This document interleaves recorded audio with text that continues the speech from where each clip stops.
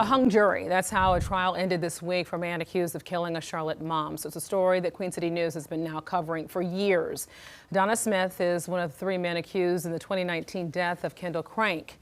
She was a mother of 2 who died when she was caught in the crossfire of the shootout. So the judge declared a mistrial after the jury could not reach a unanimous decision. Prosecutors have not said whether they will seek another trial for Smith. All right, let's bring in Chief Legal Analyst Clive Rhodes to this conversation. So I guess let's first start off with this. We know it obviously was probably very emotional in that courtroom as these kinds of cases go. But if you are Kendall Crank's family, how do you process a mistrial, a hung jury? Well, I mean, I would definitely, let's start by saying this. This is obviously an unfortunate situation for the family to be going through. I mean, you're talking about years of waiting for your moment to go to trial. Right. I'm waiting for an opportunity to get justice. I'm waiting for who you believe killed your daughter to have an opportunity to find out if the jury could convict either find guilty or not guilty. What I can say is they're probably running through a multitude of emotions. The best thing I can compare it to is when you have the witness impact statements during a sentencing and the family gets up. I mean, it's extremely emotional. It's tears, it's crying, it's screaming, it's yelling. It's the whole gamut of emotions, right? Sometimes you have folks that are happy that there's just some type of resolution. And so I would say my heart goes out to them.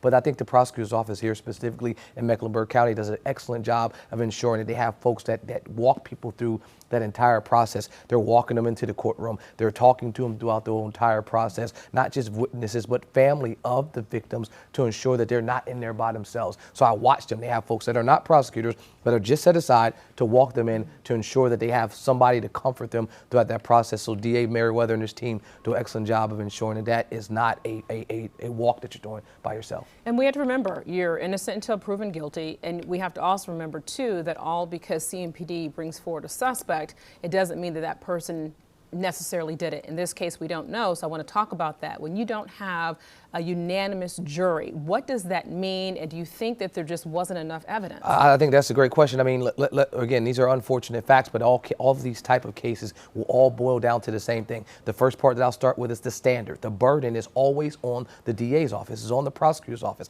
They have the burden. They have the burden beyond a reasonable doubt. That means entirely convinced and truly and clearly satisfied that you believe, you as a juror, that what they're saying happened. So that's not absolutely, that's not 100%, but that's entirely convinced. That's a high burden. That's the highest burden in the criminal justice standard. And the burden is always on the prosecutor. So what does that mean for the defense?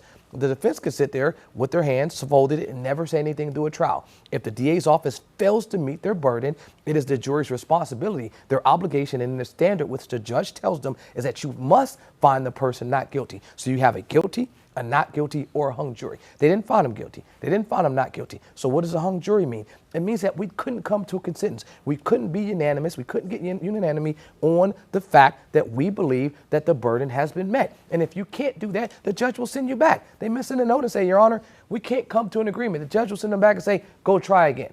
They come back in and say, you know what, we still can't figure it out. The judge will say, hey, go try it again. I've seen that multiple times. But at some point, the jury will say, you know what, Your Honor, it doesn't matter how many times you send us back. We can't come to an agreement. And at that point, they have to find a hung jury, and then the judge will have to decide that this case cannot go forward. That's what happened here. It's unfortunate, but that is what our justice system is made up of. You have folks that you put in a box, they make a determination, and then the outcome is what justice looks like.